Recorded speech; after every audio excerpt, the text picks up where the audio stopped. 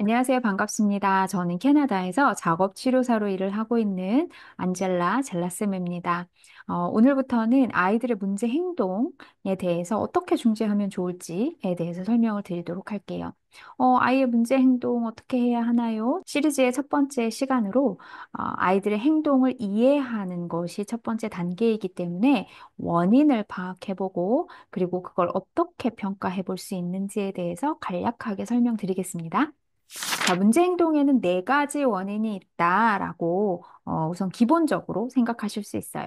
S, E, A, T, SIT 이라고 얘기하는데요. S는 감각에 대한 부분입니다. 그래서 아이가 감각에 대해서 예민하거나 혹은 특정 감각을 필요하다고 느껴서 계속 추구하는 경우에 문제 행동의 양상처럼 관찰될 수 있습니다.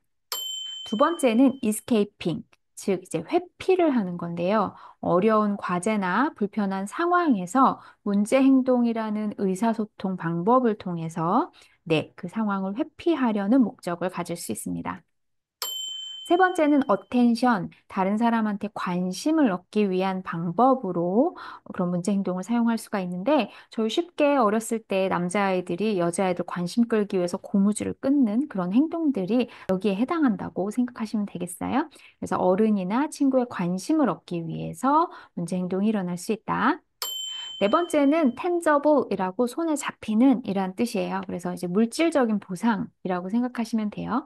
원하는 물건, 간식, 장난감, 활동을 얻기 위해서 문제 행동으로 의사소통을 하는 거죠. 제가 지금 계속 강조했어요. 의사소통 방법입니다.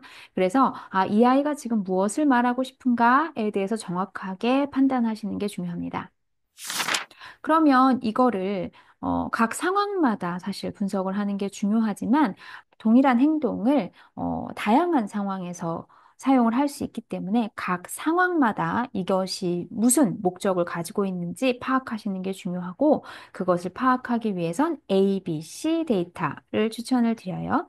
자, A는 antecedent에서 선행 조건입니다. 행동 이전에 어떤 상황이 있었나요? 어떤 장소에 어떤 사람과 어떤 일을, 어떤 과제를 하고 있었는지를 기록하시면 되고요. B는 구체적인 행동을 묘사를 해주시면 되는데 관찰할 수 있는 행동 모습으로 적어주시는 게 중요하고요. 강도나 시간 등을 같이 적어주시면 나중에 향상이 되었는지 안 됐는지 파악하는 데 도움이 됩니다. C는 그 행동에 대한 결과, 즉, 그 행동을 중재하기 위해서 어떤 전략을 사용하셨는지, 어떤 방법을 사용하셨는지, 그리고 그 전략이 효과가 있었는지 없었는지에 대해서 자세히 기록하시면 됩니다. 자, 그러면 지금 제가 아이의 문제 행동의 원인을 파악하는 것이 문제 행동 중재의 첫 번째다라고 설명을 드렸는데, 자, 어, 보통 아이들이 하나의 레퍼토리를 가지고 있어요. 하나의 문제 행동으로 여러 가지 상황에서 동시에 사용하는 경우가 많아요. 그래서 제가 지금 문제 행동을 하나로 결정을 해보겠습니다. 책상을 치면서 소리를 지른다. 라는 하나의 문제 행동이지만 각 상황마다 어떻게 해석하실 수 있는지 제가 ABC 과정을 통해서 설명을 드릴게요.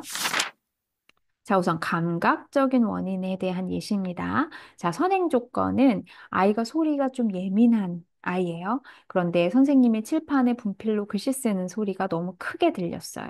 어, 행동은 귀를 막고 책상을 발로 차고 소리를 질렀죠. 10분 동안 지속되었고 수업에 집중하는 다른 아이들한테 방해가 되었어요. 자, 선생님은 아이를 진정시키기 위해서 보조 선생님이 이제 밖으로 데리고 나가서 조용한 장소에서 10분 정도 휴식을 취하였고, 다시 돌아온 다음에는 자리 배치를 조금 바꿔주고, 그 다음에 소음을 차단할 수 있는 기마개를 착용하고 다시 수업 참여를 시켰습니다. 자, 여기에서 지금 아이의 행동, 귀를 막고 책상을 발로 차고 소리를 지르는 행동은 이건 감각이 예민해서 그렇구나라고 파악하실 수 있죠. 그럼 자, 회피, 뭔가 싫은 거를 하는 거를 말을 해요. 선행 조건은 어려운 수학 문제를 풀고 있었어요. 이게 잘 안 돼서 이제 불안하고 좌절을 느꼈죠. 그래서 행동은 똑같습니다. 책상을 치고 소리를 지르고 한 5분 동안 계속됐어요. 그래서 부모님이 어떻게 했냐면 그냥 거기에 반응하지 않고 기다려줬어요.